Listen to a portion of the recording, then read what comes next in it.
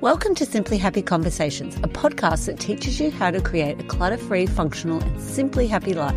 I'm Narelle King, a professional organiser who supports families with practical steps to simplify their lives and create a more organised home. I'm passionate about supporting neurodivergent families and individuals like myself. Moving is one of the top 5 most stressful events after losing a loved one, relationship breakup, serious illness, or job loss. In today's podcast, I'm going to be sharing how you can best prepare for moving day to minimize stress, maximize efficiency, and also with a list of must-have items for a smooth and successful moving day. This is your moving essentials checklist. Thanks for joining me for today's solo episode to prepare you for moving day so it's a stress-free and smooth transition. Essential boxes are crucial for making the day flow nicely and make sure that you've got everything you need on hand during and even after the move. So packing a moving essentials box is so important. I'm going to share with you things that you'll need for each room of the house and then things you may need for assembly and repair of items when you're moving in, and also cleaning supplies. So a list of those as well. So let's jump in. Number 1 is our bathroom essentials. So we're going to need things like our toothbrush, our toothpaste, and anyone else who's moving with us. Maybe some soap, shampoo, conditioner, deodorant, toilet paper, towels. Sort of think of it as if you're staying somewhere overnight. So all those things that you need, but add in a towel and definitely toilet paper. Number 2 is medications. So thinking of your prescription medications that you're going to need to take in the lead up to the move and then the couple of days after. Also think about putting in some pain relief and even a small first aid kit, like some Band-Aids and other items that you may need and you don't want to be going through boxes or racing to the chemist to get. Number 3 is clothing. So you want to at least have a change of clothes for a couple of days. So it might be just a little suitcase, overnight suitcase that you've got packed. It might be for multiple people and your pajamas, and making sure you have at least a pair of comfortable shoes. Number 4 is personal items. So thinking about the important documents like your ID, passports, medical records, lease or rental agreement, depending on whether you're buying the house or you're renting or you're leasing the house, and maybe the moving contracts that you might have, whether you have these printed out for some of them or whether you have them saved in a folder on your phone somewhere, but you need to make sure that you've got easy access to those. Also under personal items is knowing you have your wallet, cash, credit cards, and they're not being packed accidentally into a box. The last one is keys. So having your old keys, all the sets put together. Maybe it's like thinking of the windows. There might be locks from the windows as well as the front door and a back door key.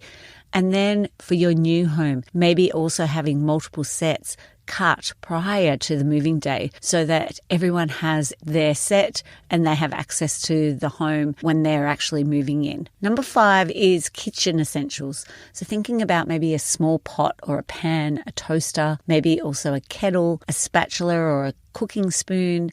And then I really think that paper plates and cups are a great idea just to make it a lot easier when you first get there. Basic utensils. I have moved several clients and the utensils are really important and they're sometimes in the bottom of a box. So I generally would pack these last and put them even in your moving essentials box. Dishwashing soap and sponges and also some tea towels. And going on from that, number 6 is food and drink. So we mentioned the kettle. You might then have even a coffee maker, coffee, tea, bottled water may be also a great idea. Snacks that are going to give you plenty of energy on that moving day, and easy to eat meals that can be just heated up for the night leading up to the move, but also when you move in because you're going to be feeling completely exhausted. Maybe you'll be up for takeaway. It depends on where you actually live as well and where you're moving to. Number 7 is electronics. So just making sure you have your chargers for whether it's your phone, your laptop, a tablet, maybe it's also your watch, and then devices. making sure you have the devices which also have the chargers with them. Number 8 is cleaning supplies. This is a great idea in case their property has actually been vacated for maybe a month and it's quite dusty. This means that you've got things there to clean and make sure the surfaces and the cupboards that you're putting your items straight into are also clean. So you might have a multi-surface cleaner spray, some paper towels, microfiber cloths, maybe some rubbish bags, a dustpan, a vacuum, a broom, maybe some protective equipment like disposable gloves, masks, and a bucket is a great idea because you can always fill that up with nice hot water and using even dishwashing liquid and using that in another room of the house to clean surfaces or cupboards out. Number 9 is bedroom essentials. So thinking about what you're going to put on your bed. So your pillows, your blankets, maybe you're going to use sleeping bags in the lead up before you move and then those first day or two. Maybe it's the linen, so you've got the sheets and whatever it is that you're going to be using. Maybe you use a quilt with a cover. And also don't forget small toys if you have children and they sleep with those particular items at nighttime. It's probably a great idea to put them aside as well. The final area of items that we need to pack for our moving essential box is tools and miscellaneous, like things for assembly or repairs as we're moving in. So this is just a small list. You might be able to think of other things to add to it. The first thing you're going to need is a box cutter to be able to open the box really easily. But then also have your tape gun nearby because it may be a box that you've opened and you're like, oh, we're not ready to quite unpack that yet. And you can always then tape it back up and be able to stack other boxes on top of it. Also masking tape because you may be able to then write over the top what it is really clearly. Permanent marker so that you can write on the masking tape. A tape measure because you may need to measure the width or the depth of something, a cupboard, before you have to put the furniture in there. Screwdrivers, Allen keys, a hammer. A mallet is a great idea, especially if you're going to be moving those shelf support pegs up or down in your cupboard. Also having a pair of pliers because sometimes they're a little difficult to pull out. Scissors, 3M hooks, which are those removable hooks, or your picture hooks that you might want to just put some of the pictures up as they come in. A notebook and pen to write down things you need to get. Maybe you might even have a whiteboard there or just straight onto your phone. But just making sure that when someone says, oh, we need a bin for this room or we need a light globe for here, that you write that down. You might have some spare light globes that you could have on hand if you need to add light globes, some batteries, torch is also a great idea, or some sort of portable lighting, just in case the power hasn't been put on when you arrive. I've had it happen to one of my clients, and when I got there, the power wasn't actually going to go on until the next day. So lucky we had some torches and some portable camping lights that they could use that night. So when it's coming closer to moving day, I have a list of things I would suggest doing before moving day. I've got 8 things. So number 1 is confirm the moving arrangements and the movers and any other helpers that might be helping you. You may not have movers, but you may have a van that you've hired that's coming and someone else, a family member's driving it.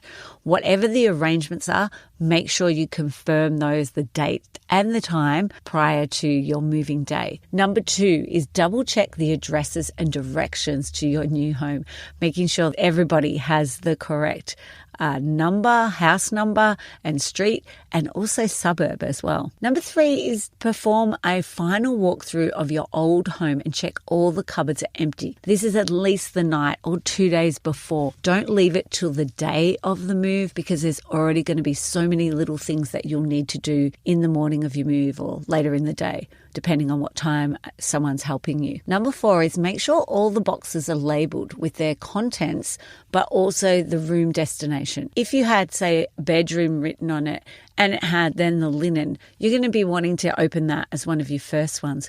Whereas if it just had bedroom and it didn't have anything, you might open it and it's like clothes and you're like, I don't need those right now.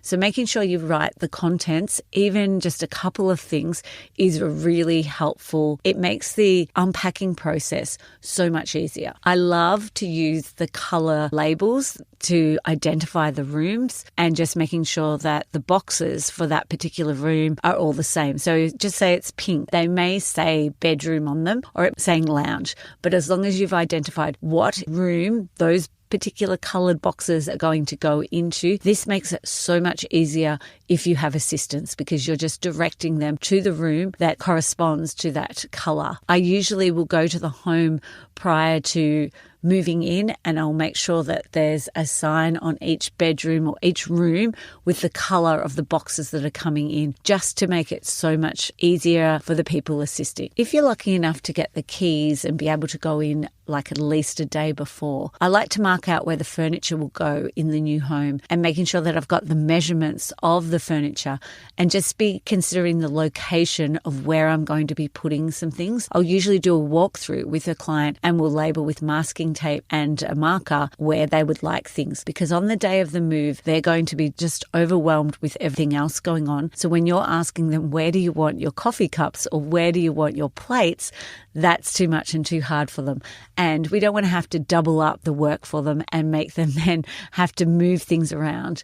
They might have to move a few things, but if we can have the majority of things put in the position that they'd like, this makes it so much easier if you're assisting someone with moving. Number 6 is sort out keys and making sure that you have multiple copies so that everybody who's living in the home has a set of keys. Number 7 is arrange for someone to watch pets or young children on moving day. It's going to be a stressful day for everybody involved, but in particular pets and young children. So it's a great idea for them to go somewhere else, and then once some things are unpacked, for them to come over, because it's going to be really hard for them to adjust. Number 8, our last one, is disassemble furniture. So make sure that you take the large furniture apart, keep all the screws like in a Ziploc bag, sticky tape them to maybe part of the furniture, or keep them in one box altogether with all of the things labelled. Take photos or videos of the things you need to assemble later, because it makes it a lot easier, because you'll be trying to remember so many other things, then putting that bed together might be the last thing that you can recall to be able to do. You also don't want to be doing this on the morning of the move. You need to do this at least the night before. You can always sleep on the ground on your mattress, but making sure all the things that need to get through the door, make sure that they're disassembled so it will fit back through the door. So then it comes to the day of the move, and it can be really exciting, but it can also be really stressful. As I've said, top 5 things that are the most stressful in our lives, and moving day is one of those. So number 1 is dress in comfortable clothing suitable for lifting and moving things. I've helped clients move on really hot 40-degree days, so I've made sure that I've got a clean t-shirt to put on halfway through the day because I was covered in sweat. I also make sure that I have comfortable shoes on, and steel cap boots are obviously better because if anything falls and it goes onto your foot, it's not going to hopefully break your foot. Number 2 is eat a nutritious breakfast to keep your energy levels up. If you're not a breakfast person, making sure that you have something nutritious to eat then mid-morning, because you're going to burn a lot more energy than you usually do by moving things and helping and assisting, and just all the decision making that you need to also do on that day. Having a water bottle nearby at all times is a great idea. That's why I really like having a few bottled waters there, because if you can't find your drink bottle to fill up or a cup to fill up from the sink, you've always got that water bottles nearby to quickly grab. So when the people who are going to be assisting with moving, whether it's movers or helpers of family or friends, it's a great idea to walk through the home with them, pointing out any items that need special care, and also pointing out things that maybe you don't want removed from the house that maybe are going to stay in the home, or that you want definitely brought with you so they're not left behind. Because there's so many times I've worked with clients when there's not space in the truck. That is a very, very common thing that happens, that at least a couple of carloads of items are going to be needed to be taken, because the moving truck surprisingly fills up so quickly. Even though they do such a great job of jigsawing everything in and making sure it fits, there still generally seems to be a few things that won't. So if you can make sure that you've pointed out this needs to go in the moving truck, and then the things that could possibly be taken in someone's car, that really needs to be highlighted during your walkthrough. Number 5 is check all rooms and cupboards and wardrobes to ensure nothing is left behind. There's always something, so just making sure you've got someone allocated to that job to check absolutely every room before the truck leaves. Number 6 is make sure all the water, gas and electricity are turned off. Number 7 is clean the property, or if you're able to afford it, I highly recommend getting a cleaner in. If you're going to be doing the moving moving yourself, then why not get someone else to clean? It is such a big thing. And if you could offload one part to make your life just a little bit easier, I'd suggest then getting a cleaner to come and do a vacate clean for you. And then on the other end, when you're moving in, check for any damage or issues before moving in and do your condition report. It's a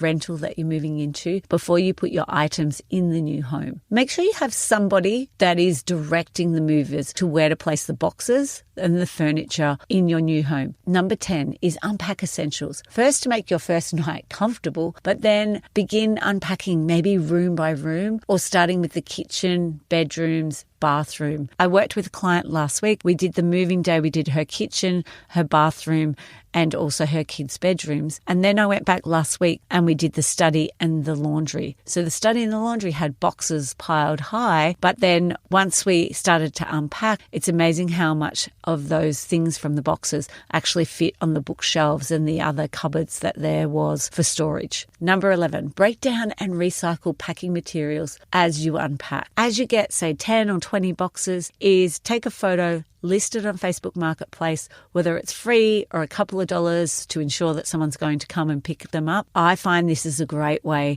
to not feel so overwhelmed when you're moving those things out of your home and you're just creating more space. Facebook Marketplace is also a great place to go for to collect boxes that you may need when you're packing in the first place. I hope these tips will ensure a smooth transition to your new home. If you'd like to download the Moving Essentials checklist, that is all the things that I listed that you need to pack into your box to ensure you're organised for your next move, then head to simplyhappy.com.au in the resource section and grab a copy for yourself. You then can tick off as you go, as you've packed those things, and make sure that you have them on hand. Thanks for listening to Simply Happy Conversations.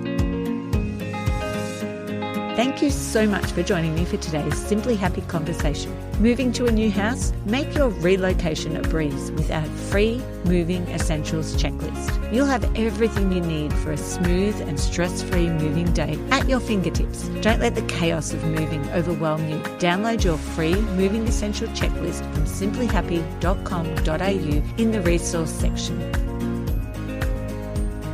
I'd like to acknowledge the Wadawurrung people of the Kulin Nation on which this podcast is recorded as the traditional custodians of the land. I pay my respects to their elders, past, present and emerging.